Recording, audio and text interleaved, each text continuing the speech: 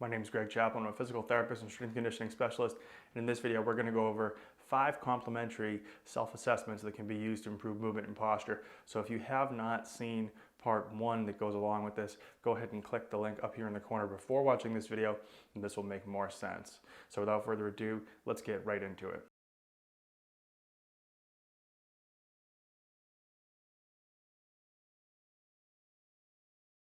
So in the previous video, we used 4 tests to determine if we had restriction on the front or back side of the body, both in the upper and the lower bodies.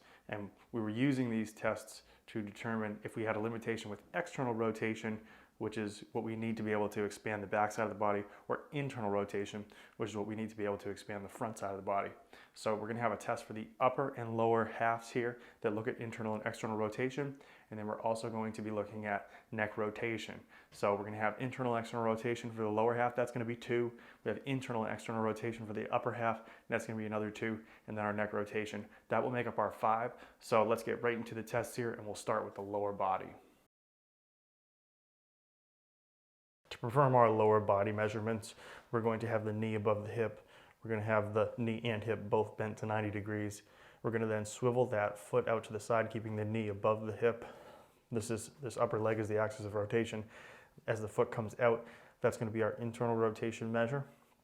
And then we're going to swivel back in so the foot comes inside of the knee with the knee staying above the hip. That's our external rotation measure. And that can be complementary to the straight leg raise and the knee to chest that we performed in the previous video. So again, knee above hip as the foot comes out, that's our internal rotation measure.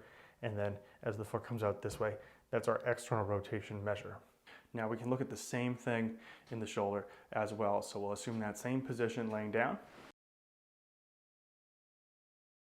In this position, we could do the test with or without a towel roll below the arm. The advantage to a towel roll is going to be that it's going to position the shoulder so that the shoulder will be less likely to glide out of the socket. You're likely going to see a reduction in the total range of motion measures if you're strict about keeping this ball here rotating precisely in the socket. But you can elect to do this test with or without the towel roll. Just keep it the same way every time so that you can repeat the test. So you're going to bring the elbow up to the level of the shoulder. You're then going to make sure that the shoulder here, so the ball up here of your upper arm, stays somewhat stable on the socket. So as you rotate either way here, first back into external rotation, and then back up, and then down into internal rotation, you should not have excessive movement here of the shoulder up. So if you feel that ball really popping up, either consider using the towel roll for your tests, or only go as far as you can without that popping up. So again, this is going to be our external rotation measures, which is going to tell us our ability to expand on the back side of the body, and then our internal rotation measures, which is going to tell us our ability to expand on the front side of the body. Now, last but not least, we're going to do good old-fashioned neck rotation. So this is going to show us restrictions on the front or back side. And so here's a little rundown of how this is going to go. So as we turn towards one side, let's use the left. As we turn towards the left, we're going to feel tension preventing us either on the front side here or on the back side here. So typically this is what you're going to see as you go this way. If you feel a little bit of tension that stops you from going any further without translating your head or increasing your effort, you're going to have a restriction here on the front side of the neck. Now, if you don't get that restriction on the front side of the neck and you're able to go, just before you hit that 90-degree mark, which is what we're looking for, you're going to probably feel a restriction on the back side of the neck, and so your restriction is going to be more here towards the back. Now, just the opposite is true when we turn towards the right. So if we were turning towards the right, we could either feel first a restriction here in the front of the left, or if we don't get that, we're going to be able to turn and we'll probably run into a restriction in the back side of the right.